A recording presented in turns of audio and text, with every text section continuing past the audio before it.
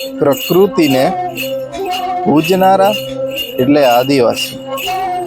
કોઈ પણ કાર્યની શરૂઆત કરતા પહેલા આપણે આપણા દેવને પૂજતા હોઈએ છીએ, પછી જ કોઈ પણ કાર્યની શરૂઆત કરતા હોય છે.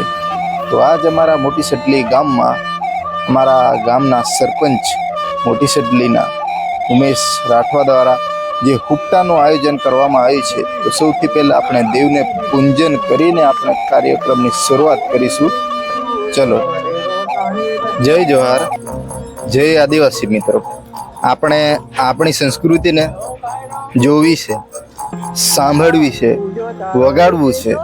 ને આપણા વાજિંત્રો જે વગાડવામાં આવે છે એ પ્રકૃતિ સાથે સંકળાયેલા છે.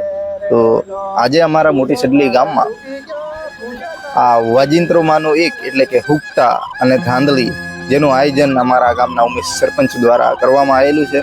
તો આપણે આજે નિહાળીશું, જોઈશું કે ખરેખર આદિવાસીઓની સંસ્કૃતિ કેવી છે, એમના વાજિંત્રો કેવા છે, અને આદિવાસી ભાઈઓ પાસે કળા કેવી છે એમને વગાડવાની, એ પણ આપણે જોઈએ.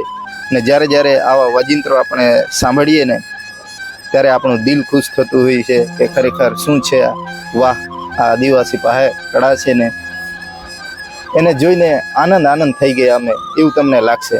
તો મિત્રો, આજે હુકટી પછી તમે જુઓ ને તો આ ધાંધલી વગાડે અને બધા ભાઈઓ જોતા હોય ત્યારે આપણને નજારો કંઈ અલગ જોવા મળતો હોય. તો આપણે શરૂઆત કરીશું અલગ અલગ ગામના બધા ભાઈઓ જે પોતાની વાંસળી એટલે કે નાની હુકટી, હુકતા અને ભાઈઓ અને બહેનો જોડે આવ્યા છે અને સ્પર્ધા રાખવામાં આવી છે. કોણ સારું વગાડે છે, કેવું વગાડે છે, નાચવાની કળા કેવી છે એમનામાં, એ બધું જોઈએ.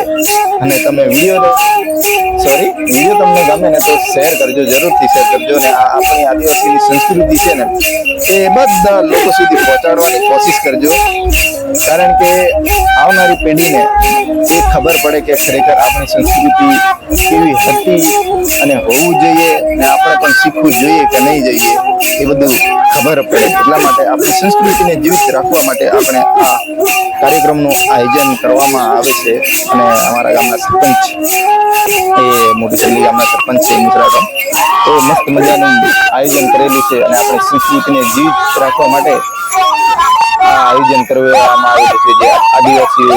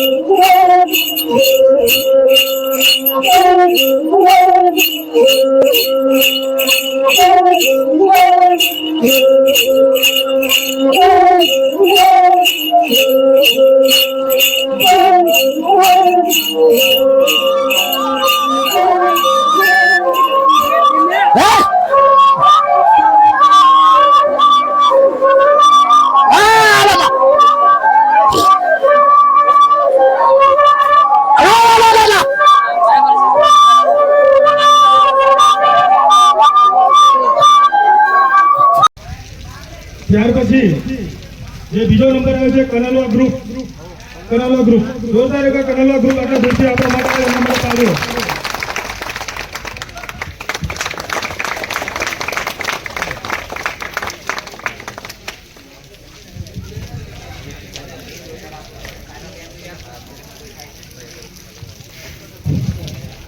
ત્યાર પછી જે પ્રથમ નંબર મોટી સલ્લી ગામ દીપિયાભાઈ આગળ આવે.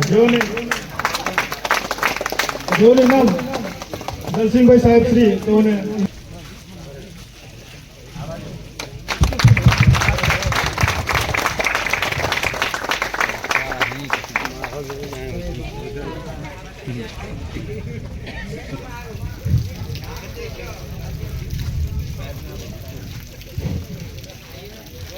કાર્યક્રમના અંતે જતા આપણે આપણા ગામના અર્જુનભાઈ પ્રોફેસર સાહેબને હું વિનંતી કરીશ કે તેઓ આ પ્રોગ્રામ જે રીતના થયો તેના માટે બે શબ્દ આપણને કહે.